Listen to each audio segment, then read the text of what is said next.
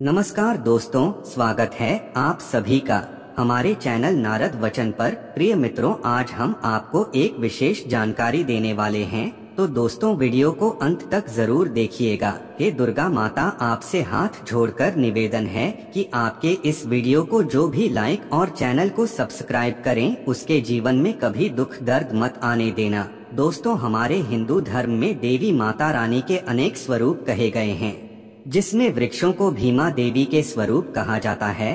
तो आज मैं आप लोगों को ऐसे वृक्षों के बारे में बताऊंगा जिनको नवरात्रि में छूना बेहद शुभकारी बताया गया है। नवरात्रि में इनको छूने से शत्रु, कर्ज, गरीबी सब समाप्त होते हैं। नवरात्रि के पावन पर्व चल रहे हैं। नवरात्रि के पावन पर्व में कुछ ऐसे वृक्ष हैं जो कि देव वृक्ष कहे गए हैं। यह देवी के स्वरूप होते हैं, माता काली के स्वरूप होते हैं, और हमारे धर्म में पेड़ पौधे को देवी देवता मान करके हम इनकी पूजा करते हैं, और हमें पूजा भी जरूर करनी चाहिए। साइंस भी कहता है पेड़ पौधे मनुष्यों को फ्री में प्राण वायु प्रदान करते हैं, और पेड़ पौधे हमें ऑक्सीजन देते हैं, और हमारे जो कार्बन डाइऑक्साइड होता है उसे ग्रहण करके सभी प्रकार जितनी भी नकारात्मक चीजें होती हैं उसे अपने अंदर में स्वयं सोख लेता है और हमें तेज प्रदान करते हैं। पेड़ पौधे स्वयं तेज धूप में तपता है, लेकिन मनुष्य को शीतल छाया प्रदान करता है।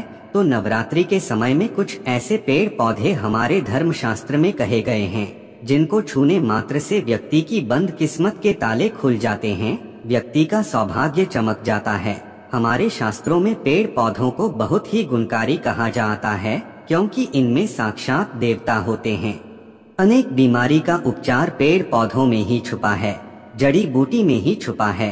और भगवान श्री कृष्ण ने गीता में स्वयं कहा है कि वृक्षों में मैं पीपल का वृक्ष हूँ। पीपल के वृक्ष को वृक्षों का राजा कहा जाता है। इसीलिए कृष्ण भगवान ने कहा पत्ता पत्ता मैं ही हूँ, क्योंकि पीपल वृक्ष की जो आयु होती है सबसे ज्यादा होती है, सबसे अत्यधिक होती है। पीपल वृक्ष सर्वशक्तिमान होता है। पूजा पाठ में अत्यधिक इसका महत्व होता है। दोस्तों, इसीलिए भगवान श्री कृष्ण ने गीता में स्वयं कहा है कि मैं वृक्षों में पीपल का वृक्ष हूँ। तो चलिए आज मैं आप लोगों को नवरात्रि के समय में छुए जाने वाले वृक्ष के बारे में बताऊंगा। तो जय माता दी अवश्य लिख दीजिए कमेंट में। दोस्तों, हमारे धर्म शास्त्र में अनेक ऐसे वृक्ष हैं जो कल्याणकारी होते हैं, मंगलकारी होते हैं। अगर इस वृक्ष को छू लेते हैं तो आपकी जो सभी प्रकार की परेशानी है, सभी प्रकार के कष्ट है, यह सब समाप्त हो जाते हैं। खास करके नवरात्रि के समय में इसका असर कई लाख गुना होता है। नवरात्रि के समय को शक्ति का पर्व कहा जाता है। शक्ति पर्व क्यों कहा जाता है? क्योंकि इस समय अचेत जो वस्तु होती है वह भी चेतना युक्त हो जाती है। अर्थात इस समय जो शक्ति हमारे धरती लोक में आ जाती है, नौ दुर्गा को हम क्या बोल सकते हैं? हम शक्ति बोल सकते हैं। तो माता रानी नवरात्रि में इस धरा पर आती है, इस पृथ्वी लोक पर आती है। तो जितने भी पेड़ पौधे हैं, जीव जंतु है, चल अचल सभी प्रकार के जो वस्तु है, यह सब में प्राण आ जाते हैं, है ना? सब में शक्ति निहित हो जाती है, जागृत हो जाती है। तो इस समय कोई भी पेड़ पौधे को जाकर के छू दे, खास करके देवी स्वरूप कहे गए जो पेड़ पौधे होते हैं, जाकर के आप इसे छू करके आते हैं तो आपके जीवन की परेशानी है, दुख है, तकलीफ है, कष्ट है, रोग है, बीमारी है, कलह है, जीवन में चल रही बहुत बड़ी समस्या है, सब समस्या समाप्त हो जाती है। काल सर्प दोष, मंगल दोष, शनि दोष, राहु दोष, माता रानी तत्काल अपना असर दिखाती है और सब दोष खत्म हो जाते हैं। दोस्तों, आज मैं आप लोगों को 3 पौधों के बारे में बताऊंगा, और यह तीनों पौधे देव वृक्ष कहे जाते हैं। वीडियो को ध्यान से देखना। अगर आज की वीडियो मिस कर दी तो फिर सारी जिंदगी आपको पछताना पड़ेगा, क्योंकि नवरात्रि ही एक ऐसा पर्व होता है, एक ऐसा समय होता है, केवल 9 दिनों के भीतर में आपको लंबी पूजा पाठ करने की जरूरत नहीं पड़ती। केवल 9 दिनों के भीतर में ही आप अपनी समस्या को, आप अपनी गरीबी को स्वयं अपनी आंखों से समाप्त होते हुए देख सकते हैं। मैं जिस वृक्ष के बारे में बता रहा हूँ, यह सारे वृक्ष आपको अपने घरों के आसपास में बहुत ही आसानी से मिल जाएंगे। दोस्तों वीडियो में आगे बैठने से पहले, जानकारी बताने से पहले अभी तक कमेंट बॉक्स में जय माता दी नहीं लिखे हैं तो जय माता दी जरूर लिखना। जब आप हमारे कमेंट बॉक्स में जय माता दी लिखते हैं तो हमें काफी हर्ष होता है, काफी उल्लास होता है। आप हमारी वीडियो को लाइक करते हैं तो हमारा मनोबल बढ़ता है और आप सभी लोगों के लिए इस प्रकार ज्ञान भी जो अच्छी जानकारी होती है आप सभी लोगों के लिए लेकर के आते हैं। तो अगर आप इस प्रकार की जानकारी में इंटरेस्ट रखते हैं तो हमारे चैनल को अगर सपोर्ट करना चाहते हैं तो आप हमारे चैनल को सब्सक्राइब कर हमारा सपोर्ट जरूर करें। दोस्तों हमारे जो उपाय होते हैं आप लोगों को मैं सरल से सरल आसान उपाय बताता हूं, जो भी हमारे गुरुदेव ने हमें सिखाया है। जो उपाय बहुत ही सरल होते हैं, बहुत ही आसान होते हैं और यह राम बाण की तरह काम करते हैं। जिस प्रकार प्रभु राम के जो बाण होते हैं उसी प्रकार मेरे वीडियो में बताए गए जो उपाय होते हैं अचूक होते हैं, कभी भी प्रभाव ही नहीं होते हैं। तो वीडियो को ध्यान से देखना। कौन से ऐसे 3 वृक्ष है जिसे हमें छूकर के नवरात्रि के समय में जरूर आना चाहिए। एक खास बात सभी दर्शकों को बताना चाहूँगा, नवरात्रि के समय में जितना ज्यादा हो सके देव वृक्ष की पूजा जरूर करना। दोस्तों देव वृक्ष में कई प्रकार के वृक्ष होते हैं। चलिए मैं आप लोगों को बताना चाहूँगा कौन से वृक्ष को छूने से हमारी गरीबी मिट जाती है। पहला जो वृक्ष है बेल का वृक्ष। जो बेल का वृक्ष है यह वृक्ष माता पार्वती के पसीने से उत्पन्न हुआ है। स्कंद पुराण के अनुसार जो माता पार्वती हैं यह देवी स्वरूप कही गई है, अर्थात यह नवदुर्गा के स्वरूप है। तो स्कंद पुराण की कथा में कहा गया है जो बेल का वृक्ष है माता पार्वती के पसीने से उत्पन्न हुआ है। इसकी डाली में पार्वती जी, जड़ में ब्रह्मा, तने में विष्णु एवं समस्त जो हिस्से हैं उसमें भगवान शंकर जी बसते हैं। संध्या काल में शिव मंदिर के समीप या नौ दुर्गा मंदिर के समीप जो बेल के वृक्ष है इसके नीचे में घी का दीपक जलाने से व्यक्ति धनवान, गुणवान एवं पराक्रमी बनता है। व्यक्ति के सभी प्रकार के मनोरथ की पूर्ति होती है।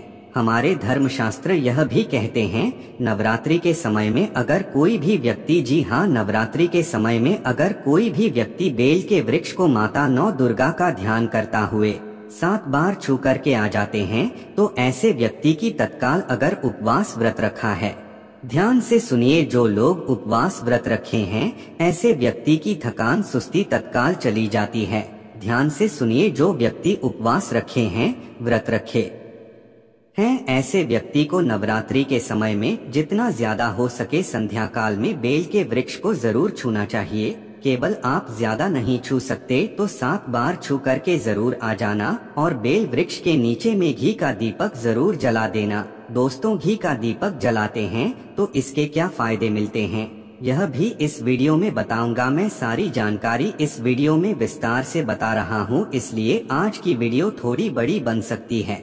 हो सकता है 15 मिनट की वीडियो बन जाए, लेकिन अपना पूरा समय जरूर देना, क्योंकि जब हम उपवास व्रत रखते हैं तो हमारे शरीर में काफी थकान आ जाती है, हमारे शरीर में ऊर्जा की कमी होने लगती है। हालांकि हमें अध्यात्म ऊर्जा प्राप्त होती है, लेकिन हमारे शरीर में ऊर्जा की कमी होने लगती है। भोजन न करने के कारण हमारे शरीर में ऊर्जा की कमी होती है और इस ऊर्जा को बरकरार रखने के लिए, इस ऊर्जा को प्राप्त करने के लिए हमें बेल वृक्ष को छूना चाहिए। दोस्तों अनेक संत महात्माओं ने बेल वृक्ष के पत्ते को खा करके तपस्या की है एवं कई प्रकार की सिद्धियां हासिल की हैं। धर्मशास्त्र कहते हैं अगर नवरात्रि के समय में बेल के पत्ते खाए जाएं तो जो व्यक्ति लंबे समय से जो मंत्र के जाप कर रहे हैं, सिद्धि प्राप्त नहीं हो पा रही है, फिर कुछ आप ऐसी सिद्धि को प्राप्त कर सकते हैं जो सिद्धि आपको काफी लंबे समय से प्राप्त नहीं हो रही थी। बेल के पत्ते खाने से वह सिद्धि जल्दी प्राप्त होती है। इसके नीचे घी का दीपक जलाने से हमें सिद्धि की प्राप्ति होती है। सिद्धि का मतलब होता है कार्य में सफलता। तो जो लंबे समय से आपके कार्य नहीं हो पा रहे हैं, उस कार्य में नवरात्रि के समय में जीतने भी दिन हो सके आप जो है, जब भी आपको समय मिले तो शाम के समय में घी का जरूर जला देना। और अगर कोई भी व्यक्ति नवरात्रि के समय में, ध्यान से सुनिए, अगर कोई भी व्यक्ति नवरात्रि के समय में अगर बेल वृक्ष की जड़ में दूध चढ़ाते हैं, वह सभी प्रकार की व्याधि दूर होती है। अगर सिंदूर युक्त गंगाजल चढ़ते हैं तो व्यक्ति की गरीबी मिटती है। अगर तेल चढ़ते हैं बेल वृक्ष के जड़ में तो सौभाग्य की प्राप्ति होती है। और अगर बेल के तीनों पत्तों में, दोस्तों ध्यान से सुनिए, त्रिदेव कही गई है, जैसे कि महाकाली, महालक्ष्मी, महासरस्वती, तो अगर बेल के जो 3 पत्ते हैं महालक्ष्मी, महाकाली, महासरस्वती के स्वरूप कहे गए हैं, तो बेल के अगर तीनों पत्तों में ओम, दूसरे पत्ते में हरिओम को सिंदूर से लिख करके चढ़ना होता है। सिंदूर से लिख करके चढ़ाया जाए तो तत्काल उसी समय मनोकामना की पूर्ति होती है, कार्य में सफलता मिलती है। कोई लंबे समय से आपकी मनोकामना हो, आप चाहते हैं वह मनोकामना पूर्ण हो जाएगी, तो यह उपाय अवश्य करिएगा। दोस्तों इसकी जड़ में ध्यान से सुनिए, नवरात्रि के समय में इसकी जड़ में अगर तांबे की कोई भी रिंग होती है, जिसे हम एक प्रकार के तांबे की जो धातु है यह मंगल से जुड़ी हुई होती है, तो अगर नवरात्रि के समय में इसकी जड़ में तांबे की जो रिंग होती है, अंगूठी होती है, अगर आप 4 अंगुल खोद करके दबा करके आ जाते हैं, नवरात्रि भर इसे दबे रहने देना है। इसके बाद अगर आप पहन लेते हैं तो वह जागृत हो जाती है, क्योंकि जो बेल के वृक्ष हैं स्वयं जागृत कहे गए हैं। और नवरात्रि के समय में इसकी जो ऑरा होती है, इसकी जो ऊर्जा होती है अत्यधिक बढ़ जाती है। फिर अगर आप इस प्रकार इस अंगूठी को पहनते हैं तो कभी भी आपको रक्त संबंधी समस्या नहीं आती है, क्षणिक दोष नहीं सताता, राहु की पीड़ा नहीं सताती और नौ दुर्गा की कृपा से सदैव आप सुरक्षित रहते हैं। ऐसे व्यक्ति की कभी भी अकाल मृत्यु नहीं होती। दोस्तों मैं दूसरे पौधे के बारे में जो बता रहा हूँ वह पौधा भी जान लीजिए। मैं जो दूसरे पौधे के बारे में बता रहा हूँ यह शमी का वृक्ष है। शमी के वृक्ष को जगदम्बा के स्वरूप कहा गया है। जो शमी के वृक्ष हैं यह स्वयं जगदम्बा के स्वरूप है। इस पर स्वयं मां जगदम्बा स्वयं साक्षात विराजमान रहती है। और कोई भी व्यक्ति अगर संध्या काल में नवरात्रि के समय में इसके नीचे में धूप दीप जलाता है, धुआं दिखाता है, तो उनकी सभी प्रकार की परेशानी दूर होती है। धर्मशास्त्र कहते हैं अगर कोई भी व्यक्ति नवरात्रि के पूरे समय में हो सके, अगर आप एक दिन भी करना चाहते हैं तो आप यह उपाय एक दिन भी कर सकते हैं, पंचमी या सप्तमी के दिन कर सकते हैं। तो हमारे धर्मशास्त्र में कहा गया है अगर नवरात्रि के समय में लाल चुनरी अगर कोई भी व्यक्ति मनोकामना बोलते हुए शमी के वृक्ष में बांधे तो वह मनोकामना की पूर्ति होती है। लाल चुनरी अगर कोई भी महिला जाकर के बांधती हैं तो उन्हें सौभाग्य की प्राप्ति होती है, उसके पति की कभी भी अकाल मृत्यु नहीं होती। इसकी जड़ में सिंदूर डालने से व्यक्ति को आरोग्य की प्राप्ति होती है। जो लोग लंबे समय से बीमार पड़े हैं, ऐसे व्यक्ति के जो घर में रहने वाले सदस्य हैं, तो वह लोग जो बीमार पड़े हैं उनके शरीर से 7 बार सिंदूर को उतारा करके शमी की जड़ में डाल सकते हैं, तो उनके रोग जल्दी ठीक हो जाएंगे। जो लोग लंबे समय से बीमार पड़े हैं या फिर आप बीमारी से बचना चाहते हैं, निरोग रहना चाहते हैं, तो इसकी जड़ में सिंदूर जरूर डाल देना। मनोकामना पूर्ति करने के लिए मैं एक मंत्र बता रहा हूँ। इस मंत्र को बोलते हुए शमी के वृक्ष को छूना है। इस मंत्र को बोलते हुए शमी के वृक्ष को छूना है। आप तत्काल नवरात्र के समय में इसका रिजल्ट देखना। जैसे ही नवरात्रि समाप्त होगा आपकी जो मनोकामना है उसकी पूर्ति हो जाएगी। आपकी जो दरिद्रता है वह दरिद्रता समाप्त हो जाएगी। तो मंत्र कौन सा है? तो आपको बोलना है मम परिवर्ष्या दरिद्रता दूर करो। यह मंत्र आपको बोलना है। यह मंत्र बोलते शमी के वृक्ष को छूना है। सभी प्रकार के आपके मनोरथ की पूर्ति होगी। आपकी जो दरिद्रता है दरिद्रता समाप्त हो जाएगी, छू मंत्र हो जाएंगी। या आपको छूते हुए बोलना है। आप चाहते हो तो नवरात्रि के समय में मौली धागे भी शमी के वृक्ष पर बांध सकते हो। अधिकतर लोग मौली धागे बांधते हैं। मौली धागे बांधने से माता रानी आपसे प्रसन्न हो जाती है। दोस्तों कहने का मतलब है कि माता रानी आजीवन आपका साथ देती है, आपके हर कदम में मार्गदर्शन करती है। इसकी जड़ की मिट्टी लाकर के ध्यान से सुनिए। नवरात्रि के समय में अगर आप जो है नव दुर्गा के उपवास नहीं कर पा रहे हैं, व्रत नहीं कर पा रहे हैं किसी कारणवश, तो केवल इसकी जड़ की मिट्टी लाकर के नवरात्रि के समय में स्नान करने से व्यक्ति का भाग्य उदय हो जाता है, व्यक्ति का भाग्य चमक जाता है, व्यक्ति की जो फूटी किस्मत होती है वह भी चमक जाती है। आप में से अधिकतर लोग बोलते हैं ना कि हमसे लक्ष्मी नाराज हो चुकी है, लक्ष्मी हमारे घर में आना ही बंद कर चुकी है, तो आप चाहते हैं कि लक्ष्मी की कृपा प्राप्त हो जाए। तो नित्य नवरात्रि के समय में इसकी मिट्टी को लाकर के नवरात्रि के समय में स्नान करना शुरू कर दीजिए। नहाने वाले पानी में डाल करके स्नान करना शुरू कर दीजिए। आपके शरीर से दोष दूर हो जाएंगे। आपके शरीर से किसी भी प्रकार की पीड़ा है, नकारात्मक शक्ति आपके शरीर में प्रवेश कर गई है तो भी समाप्त हो जाएगी। दोस्तों, तीसरे क्रम में मैं जिस वृक्ष के बारे में बता रहा हूँ मित्रों, इस वृक्ष को देव वृक्ष भी कहा जाता है। जो तीसरा वृक्ष है वह है पारिजात का वृक्ष। पारिजात का वृक्ष समुद्र मंथन से उत्पन्न हुआ था और यह देवराज इंद्र के नंदन वन में स्थापित किया गया था। पारिजात वृक्ष भगवान कृष्ण ने मानव जन कल्याण के लिए धरती लोक पर लाए थे। जो पारिजात का वृक्ष है इसे भी लक्ष्मी का स्वरूप कहा गया है, क्योंकि माता लक्ष्मी भी समुद्र से उत्पन्न हुई है और पारिजात के वृक्ष भी समुद्र से उत्पन्न हुआ। पारिजात इस नाते माता लक्ष्मी की बहन कही जाती है।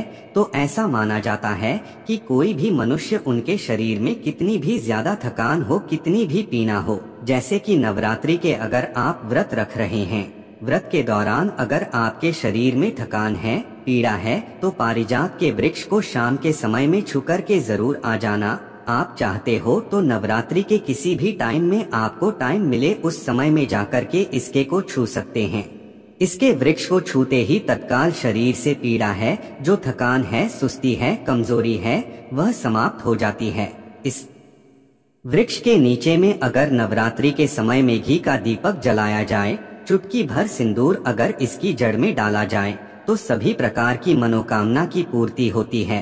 लेकिन आपको प्रार्थना जरूर करनी है कि हे पारिजात वृक्ष, आप देवी स्वरूप कहे जाती है, आप हमारी सभी प्रकार की पीड़ा को दूर करें। ग्रह दोष है, पितृ दोष है, लक्ष्मी दोष है, इसे आप समाप्त करें। लक्ष्मी स्वयं आपकी बहन है, माता लक्ष्मी का हमारे जीवन में प्रवेश कर जाएं। इस प्रकार का आप हमें आशीर्वाद प्रदान करें। इस प्रकार से आप इनसे जो है मनोकामना बोल सकते हैं, मनोरथ बोल सकते हैं। यह लक्ष्मी की बहन कही गई है।